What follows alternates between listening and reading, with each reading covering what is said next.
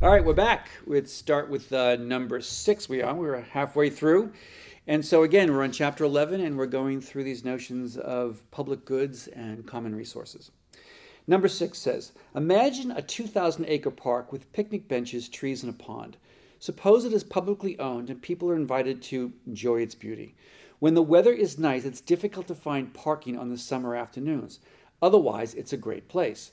An efficient solution to the parking problem would be, this is classic economics, right? We have a resource that's being overconsumed. So what economists always want you to do is charge a price so that those who value it the most will be willing to pay and use it. So our answer to number 6 is B, charging higher prices for when parking is at busy hours. And we call this a kind of congestion pricing, right? And you can think of it not just in parks, but New York City tried to do it with the bridges. Mayor Bloomberg, I think to his infinite credit, tried to get traffic congestion fees for people who wanted to go over the Brooklyn Bridge or over the 59th Street Bridge, etc. In other words, if you did that, you would discourage people from using cars into the city, and that's a scarce resource. Downtown Manhattan, below 60th, he wanted to do, I think, or 80, 60, he wanted to do. Anything below 86, he wanted to charge you $10 to kind of come into that area. That would really help the cause. It would help lower pollution. It would stimulate mass transit. People would find alternatives, and you'd raise a lot of money. And who would use it? People who had to make deliveries, truck drivers, etc. Only those who had business for whom the $10 was just part of doing business and wasn't a big deal. It would prevent the person who wanted that luxury of coming down and trying to find a parking place in Manhattan and driving all over the place, creating a great deal of congestion, pollution, traffic, etc.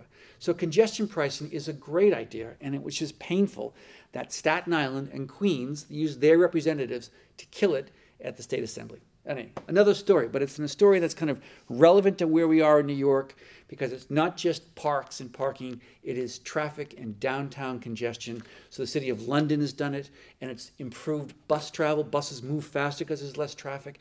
So there are a lot of gains to be had from this. There's less pollution in London than there was before, and people value that downtown. It becomes a better place to go walking because there's less traffic in cars. So I'll stop selling congestion pricing, but please pay attention in the future. Next time your state assembly or state senator wants to vote against it, you tell them otherwise. All right, let's move on to number 7. So we have this box, and I'm going to draw the box quickly, okay, because it's a very kind of important box. And we have two things. Is it excludable? And is it rival? So this is the terms we've been using, and they have boxes here, and they have box, so is it yes here, and here no, and here yes, and here no. And they have box A, B, C, and D, right? And this is going to represent our 4 goods. So box A is going to be a private good, and that's really going to be your answer, okay?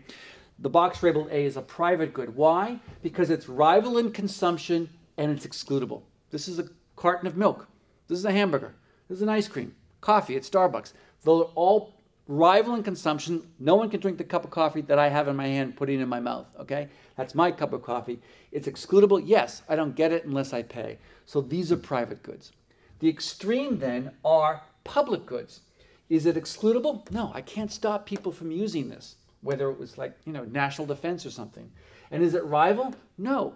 Once the government sets up some kind of defense system, basically everyone gets to consume it. So public goods are D, private goods are A. Now, if it's excludable, no, and yet is it rival in consumption? Yes, these are our common resources. So this is the highway that's congested. When someone else comes onto the highway, you're pushing, you have to take a space that someone else was occupying, all right? So it's rival in consumption in that sense. But if it's a public road, it's not excludable. So common resources, the ocean, highways, parks, these become potentially common resources. And lastly, is it excludable? Yes, but is it rival? No. This would be your website. The book calls them club goods, so to speak. So you can go there, all right? I can exclude you from going to this website, but you're consuming the website. Your being there is not preventing someone else from being there, unless it's like inundated with 100,000 hits all at once. Then there could be some situation where it's rival. But generally, most websites are not that. So they fit into this category of B. So this box is very nice. And you should think about it a lot, because excludable and rival going to help you define the goods, especially during the test. Okay.